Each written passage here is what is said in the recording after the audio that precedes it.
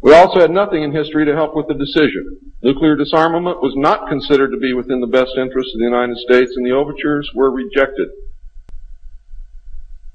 Later in 1954, the race of large-nosed gray aliens which had been orbiting the Earth landed at Holloman Air Force Base. It happened in 1954, ladies and gentlemen. If you take everything that Bob Ebenegger has ever said and subtract 10 years from it, you will be right on the money. A basic agreement was reached. An alien named Krill was left as a pledge that they would return and formalize the agreement. In effect, he was a hostage. This race identified themselves as originating from a planet around a red star in the constellation of Orion, which we call Betelgeuse. I believe that that's a lie. They lie a lot, and they deceive a lot, and it is evident through every action that they've ever done with us. The truth is, ladies and gentlemen, these creatures might be from Mars, really. They claim that they are from a planet which revolves around the red star, which we call Betelgeuse. They stated that their planet was dying and that at some unknown future time they would no longer be able to survive there. This led to a second landing at Edwards Air Force Base. The historical event had been planned in advance and details of the treaty had already been agreed upon. Eisenhower arranged to be in Palm Springs on vacation. On the appointed day, the president was spirited away to the base, and the excuse was given to the press that he was visiting the dentist for a toothache. President Eisenhower met with the aliens, and a formal treaty between the alien nation and the United States of America was signed. We then received our first alien ambassador from outer space. His name and title, and I know it sounds ridiculous, but it's absolutely true. His name and title was His Omnipotent Highness Krill, pronounced Krill, spelled K-R-L-L-L or C-R-L-L-L. In the American tradition of disdain for royal titles, he was secretly called Original Hostage Krill, or O-H Krill, so that Americans would not have to say, Your Omnipotent Highness.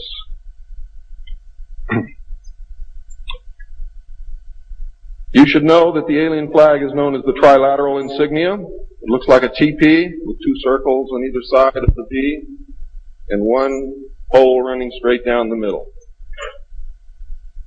It is displayed on their craft and worn on their chest on their uniforms. Both of these landings in the second meeting were filmed, and the film exists today. Where it exists, I do not know, but I do know that it exists. The treaty stated, the aliens would not interfere in our affairs and we would not interfere in theirs. We were particularly interested that they do not interfere with anything that would affect our future, which has been violated. We would keep their presence on Earth a secret. They would furnish us with advanced technology and would help us in our technological development. They would not make any treaty with any other Earth nation. They could abduct humans on a limited and periodic basis for the purpose of medical examination and monitoring of our development, with the stipulation that the humans would not be harmed, would be returned to their point of abduction, that the humans would have no memory of the event, and that the alien nation would furnish MJ-12 with a list of all human contacts and abductees on a regularly scheduled basis. And this is not being done. It was agreed that each nation would receive the ambassador of the other for as long as the treaty remained in force. It was further agreed that the alien nation and the United States would exchange 16 personnel each to the other with the purpose of learning each of the other. The alien guests would remain on Earth and the human guests would travel to the alien point of origin for a specified period of time, then return, at which point a reverse exchange would be made. I have no knowledge whatsoever of what happened to those original 16 humans who left the Earth with the aliens. It was also agreed that bases would be constructed underground for the use of the alien nation and that 2 bases would be constructed for the joint use of the alien nation and the United States government. The base at Dulce is one, the base at S4 in the area known as Area 51 or Dreamland is the second. Exchange of technology would take place in the jointly occupied bases. These alien bases would be constructed under Indian reservations in the four corners of Utah, Colorado, New Mexico, and Arizona, and one would be constructed in Nevada in the area known as S4, located approximately 7 miles south of the western border of Area 51, otherwise known as Dreamland. All alien areas are under complete control of the Naval Department, and all personnel who work in these complexes receive their checks from the Navy. Construction of the bases began immediately, but progress was slow until large amounts of money were made available in 1957, and in the meantime work continued on the Yellow Book with the information derived from the guests.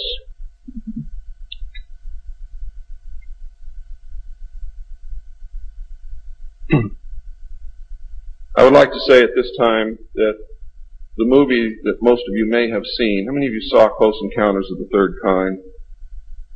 That movie was absolutely true. Those events did take place.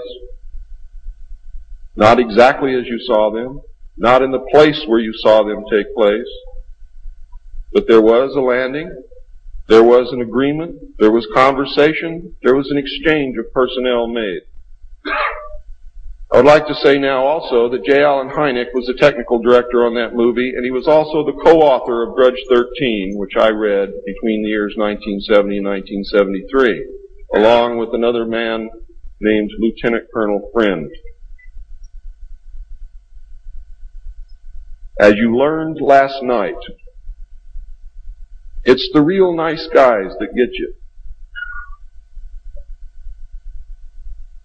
Right, Phil?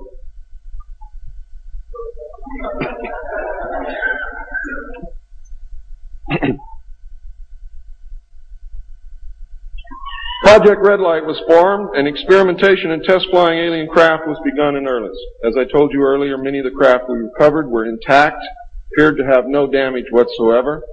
One craft actually exploded over the test site during testing sometime in the early 60s. I'm not sure what the exact date is.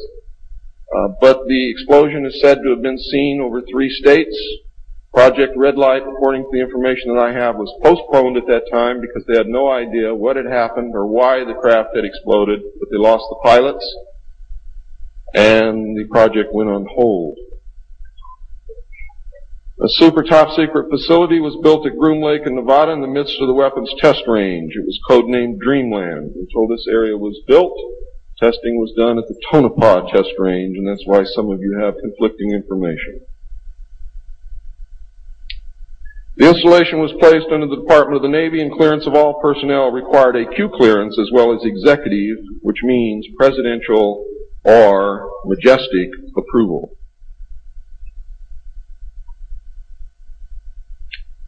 This is ironic due to the fact that the President of the United States does not have clearance to visit the site. Many of you did not know that. The President of the United States cannot enter Area 51. There are very many other areas which he cannot enter also. The alien base and exchange of technology actually took place in an area known as S4. Area S4 was codenamed the Dark Side of the Moon. The Army was tasked to form a super-secret organization to furnish security for all alien task projects. This organization became the National Reconnaissance Organization based at Fort Carson, Colorado. The specific teams trained to secure the projects were called Delta.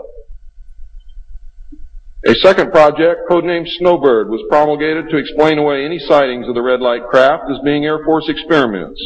The Snowbird craft were manufactured using conventional technology and were flown for the press on several occasions, and those of you who are my age or older will remember, as children or young adults, going to the movie and seeing in the Movie-Tone newsreel the Apro car and other strange-looking saucer craft that were developed by the United States and the Canadian Armed Forces as a part of Project Snowbird.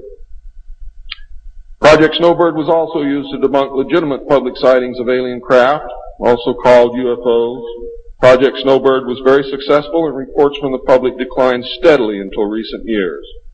But not just due to Project Snowbird. There was an intense ridicule, denial, and debunking campaign going on since the beginning.